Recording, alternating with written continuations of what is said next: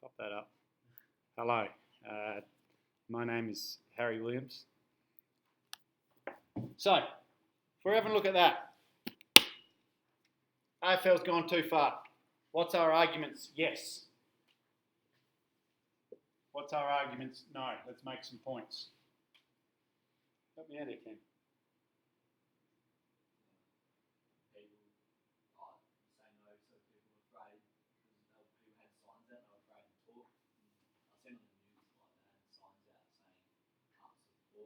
Okay. Gone too far. So we're saying yes, they've gone too far. Supporters can't cheer. Yep. Yep. So supporters can't cheer. Yep. What else? What's another argument to say yes, they've gone too far?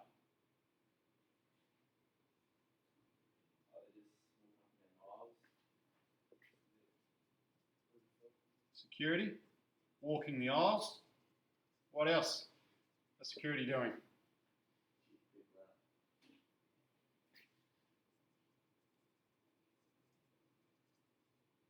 Kicking people out. What else did we just say security were doing?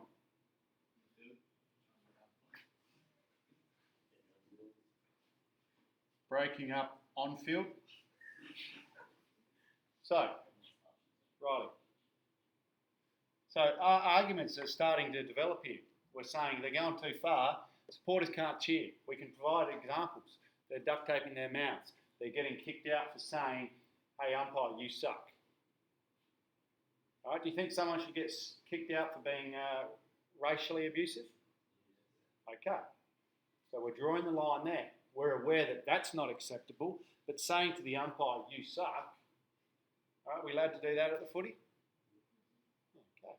So we're saying supporters can't cheer. Has the AFL gone too far? Yes, security guards are trying to break up on-field fights. Security guards are walking the aisles. What's our arguments against? How are we saying, no, the AFL hasn't gone too far? How can we justify that this is okay?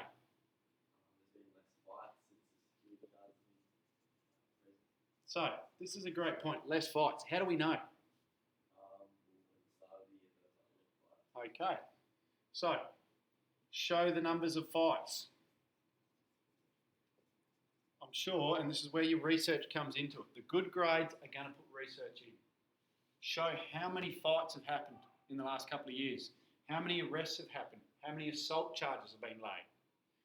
What's another thing to say, no, they're not going too far, like these measures are acceptable?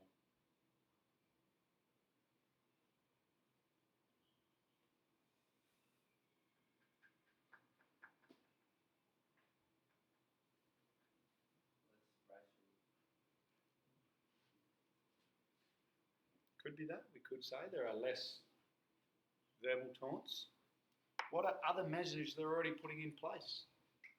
Who's been to the footy lately? What do you do if you've got some inappropriate behaviour? There's a text line. So I can be sitting in Adelaide Oval and the person 2 seats in front of me can be carrying on like an absolute idiot, and I can text the number anonymously. Yeah, they've got your number, driver. Yeah, they have.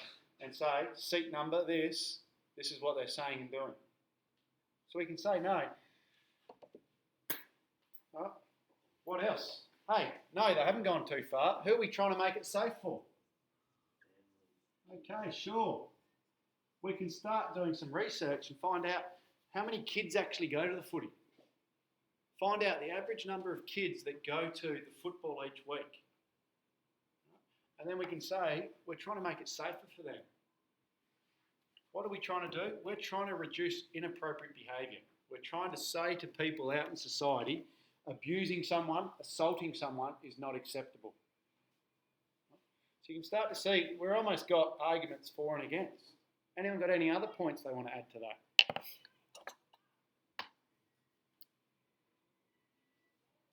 So, let's go to the next one then. Gambling advertising should be banned. Who's got a point for yes? Who's got one for no?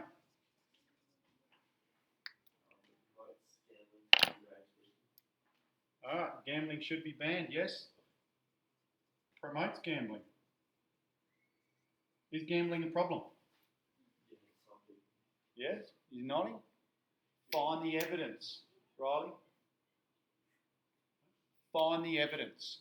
Show the research that gambling has increased over whatever, the last 5, 10 years. Show it is a problem. Show how much money it makes. So, promotes gambling. What else? Yes or no? Should it be banned? Yes, say no. What? Should be old enough to say no. I want them. Like, should be old enough to go 18-year-old. Freedom of choice. Okay, sure. Why else, yes or no, should gambling be banned? Yes, because people underage watch sports. So again, find the number of underage viewers. I'm sure there's a lot of people underage that watch the footy. Are there actually adverts on during sport? Find out how many. How many ads?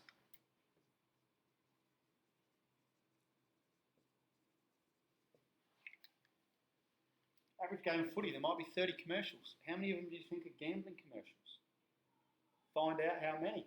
Find, is there a link between viewing, advertising, and it working? Now that could be with anything. Why do you think McDonald's advertise? People buy the product. So if we can show what ads have just popped up here in the last 12 months.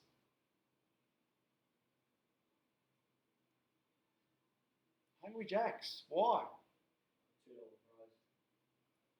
Why has Hungry Jack's commercials all of a sudden started on our TVs? Because we've got a Hungry Jack's here now. So show the link between advertising and it being successful. Because what we can then do is say, hey, this promotes gambling. We've got this number of underage viewers. This shows advertising works. This shows that this will then have an influence. No. Why shouldn't it be banned? Why should they be allowed to put whatever ads they want on? So they've got the right to like promote their products. Promote products, absolutely they do. Is it their fault that it works? Why else should we allow them to advertise gambling products? They have just one good day out betting on the horses. All right. They have to actually pay the AFL. Hey, money talks. What did the last lot of AFL TV rights sell for? I think it was something like $1 billion. So the AFL is going, we're going to sell the TV rights to Foxtel and Channel 7 for $1 billion. Channel 7's paid $1 billion with Foxtel. How do they get that money back? Ads is one way. You want to put an ad on during the footy? No worries, you've got to pay us. You've got to pay us. Find out how much money these companies like Sportsbet are paying to actually get their ads on TV. Because without Sportsbet paying money to Channel 7, Channel 7 don't have money. What does that mean? They don't buy the TV rights. The AFL doesn't have money. Not every game gets put on.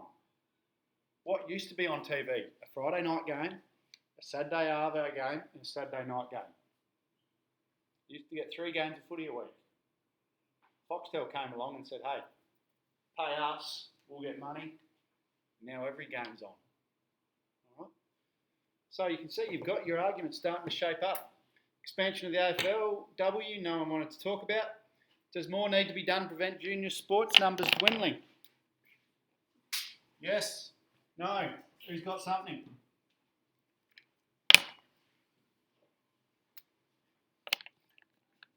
Yes, because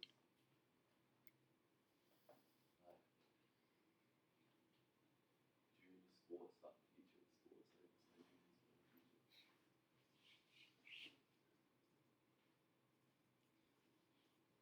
Juniors are the future.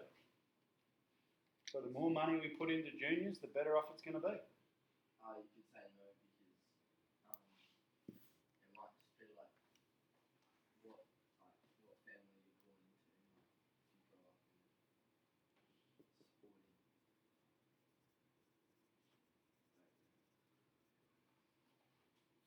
Any other arguments?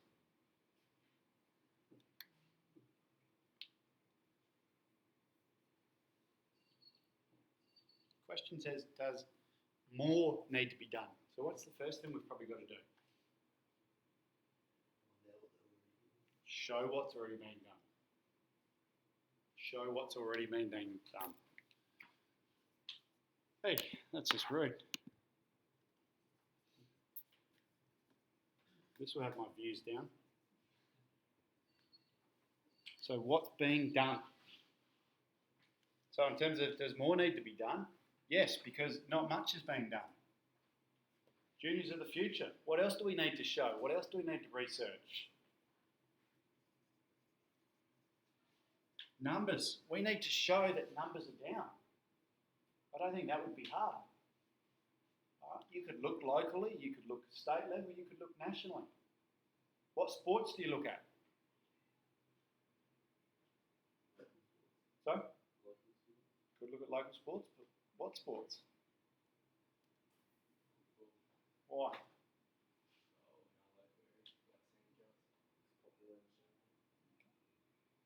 I would say look at whatever sports you need to. If the numbers for basketball, netball, football and cricket are down, let's use them. If the numbers for football are up, don't include it.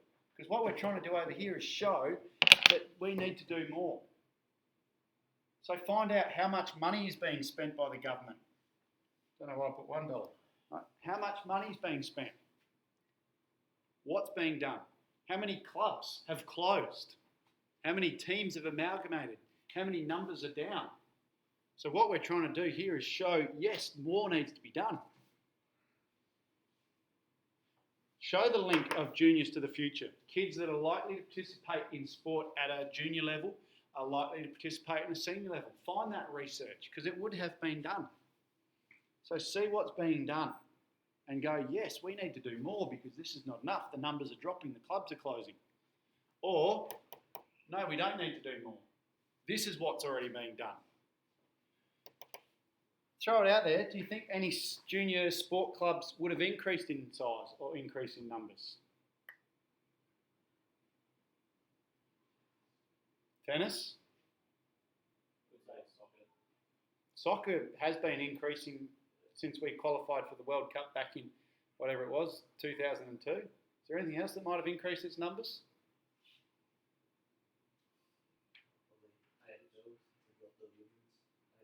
Almost as if I've been pointing at it for the last minute and a half. So you can now use whatever is going to help you over this side. We're going to say, no, we don't need to do more. There's been an increase in the AFLW participation by 600%. They went from having 4 clubs 2 years ago to now 400 clubs. So you can use that to show, hey, junior numbers are on the up. So, whichever way we go, but for that question, one of the first things we're doing is, what are they already doing? They're doing this and it's working. They're doing this and it's not working. These numbers are down, these numbers are up. So you can start to see, we've got our arguments for and against on there already. Your task is research. Now, that becomes your evidence. Not going to lie to you, you're going to go one of 2 ways. And I'll play the stereotypes. You're going to go the easy way, because guys normally do. Right? You're going to put very little time and effort into that. Or you're going to go, I already know a lot about the AFL, because I watch every game, I've got my fantasy side and I play it myself. So you're not going to do any research, you're just going to go with what you've got up here. Or you can go the other way, generally that's what girls do, right? More and more and more research. But quite simply, I scroll up, what's one of your areas of assessment? Squeeze it in there somewhere where it's critical analysis and evaluation for use of information from different sources with appropriate acknowledgement. What does that mean? Reference. Footnotes. So if you are not going to reference, I can't give you marks for that. I can't give you marks for that. That's 1/6 of the actual assessment. So this evidence, this research is what you need to do in order to write a good one. We go back to that lining up somewhere. About there. So, whichever one you want to take on, driver, do I have to use these points? No, that's just a guide, just a general discussion to point you in the right direction. But I said if it's crowd safety, go and find how many fights there were. In the last round, how many were there compared when we had the extra security? How many security numbers do we have this year compared to other years? What are the family numbers attending the footy? What's the average cost of a ticket? If I'm spending that much, do I want to spend $150 to take my kids into an unsafe environment? Find some supporters that have been kicked out. Ask them, not ask them, but read the article. What were they kicked out for? All right? Find evidence of how many. Again, promotes gambling. Find the link between advertising working. How many commercials are on TV? How many underage viewers do we have? How much money does it all make? So what I've pretty well done is laid that out for you, hopefully, that you can actually understand what is going on. Any questions about that?